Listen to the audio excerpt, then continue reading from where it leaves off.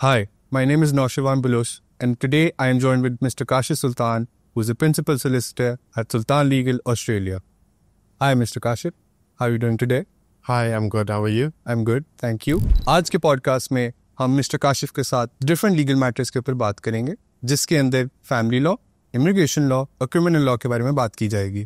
तो आज का पहला सवाल ये है मिस्टर काशिफ से कि अगर एक फैमिली इमिग्रेट करके ऑस्ट्रेलिया आती है और हस्बैंड और वाइफ की रिलेशनशिप ब्रेक डाउन हो जाती है, तो उनको किन मुश्किलात का सामना करना पड़ता है?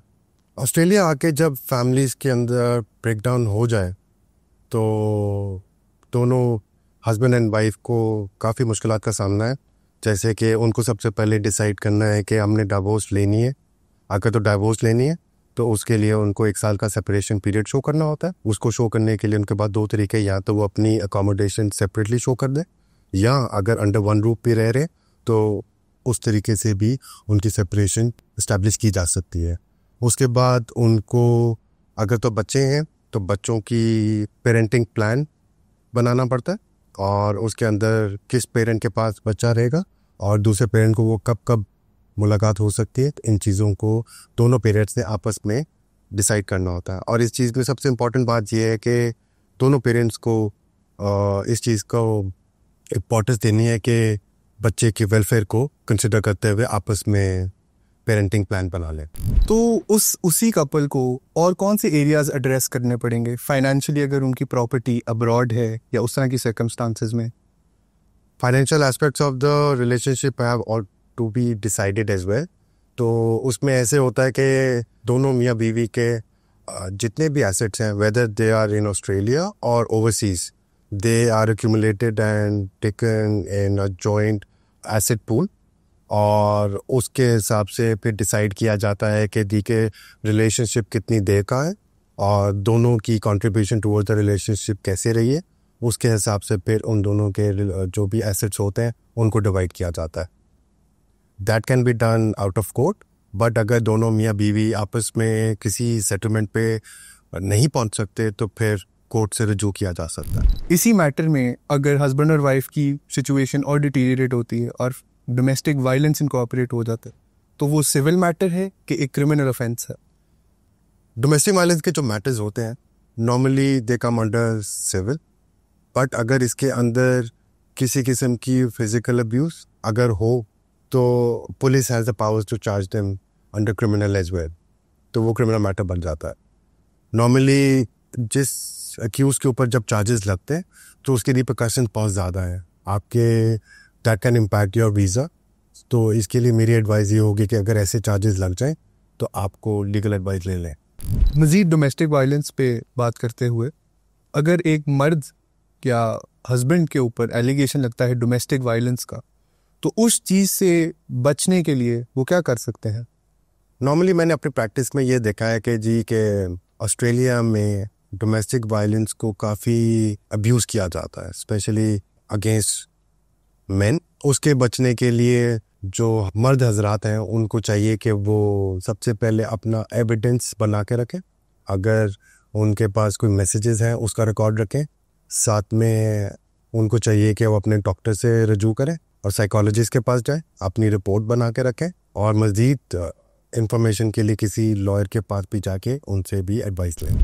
तो अगर किसी को ऑस्ट्रेलिया में या एयरपोर्ट पे या शहर के अंदर अरेस्ट किया जाए और उनको अंग्रेज़ी ना बोलनी आती हो, तो वो क्या कर सकते हैं? सबसे पहले तो उनको देखें, अगर तो लैंग्वेज का इशू है तो उनको चाहिए कि सबसे पहले वो कहें कि जी मुझे इंटरप्रेटर की ज़रूरत है और उसके बगैर मैं किसी किस्म का इंटरव्यू नहीं दे सकता। That is the most important thing. Interviewer होना एक फंडामेंटल राइट है लोगों का, कि उनको पता होता है या नहीं पता होता? ये देखें एक रिक्वायरमेंट है कि अगर एक बंदे को चार्ज करना है और उसको डिटेन किया गया है और अगर उसको समझ ही नहीं आ रही मुझे किस चीज़ के लिए चार्ज किया गया है, तो वो उसको पता ही नहीं है तो उसको वो कैसे चार्ज करेंगे। तो ये एक उसका फंडामेंटल राइट है और उसको उस चीज़ के ऊपर उनको डिमांड करनी चाहिए कि जी मुझे प्रोवाइड किया जाए। इसी सिचुएशन में अगर कोई इमिग्रेट करके ऑस्ट्रेलिया आता है और उनको एयरपोर्ट पे किसी वजह से डिटेन किया जाता है या उनका वीज़ा कैंसिल किया जाता है, तो उनके पास क्या रेमेडी अवेलेबल है? जब आप वापस आते हैं तो आपके पास आपके सारे डॉक्यूमेंट्स सारी इन्फॉर्मेशन आपके पास होनी चाहिए।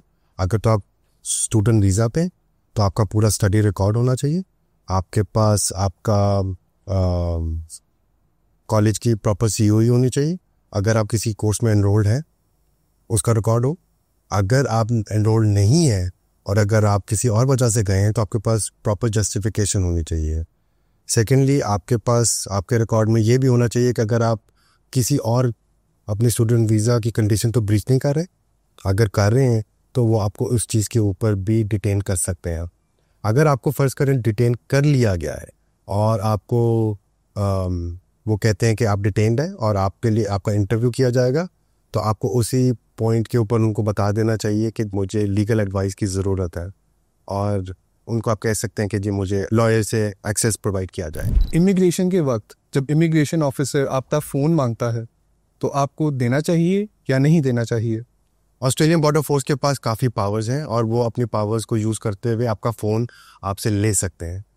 और कुछ केसेस के अंदर मैंने देखा है कि जी वो लोगों से उनका पासवर्ड भी ले लेते हैं। बाय लॉ आपको पासवर्ड देने की ज़रूरत नहीं होती, बट अगर आप नहीं देंगे तो वो आपको डिटेन कर लेंगे, और डिटेन करने के बाद जब तक आपका पासवर्ड खुलवाने के लिए वो फोरेंसिक को भेजेंगे तो आप डिटेन रहेंगे। तो at that time they are not in a situation when they can't say no to them when it comes to giving them the phone.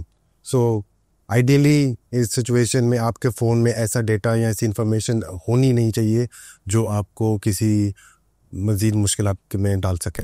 अच्छा, तो मिस्टर काशिफ, अगर आपसे कोई ऑस्ट्रेलिया के अंदर या बाहर से कोई रब्ता करना चाहता है तो वो आपसे कैसे करें?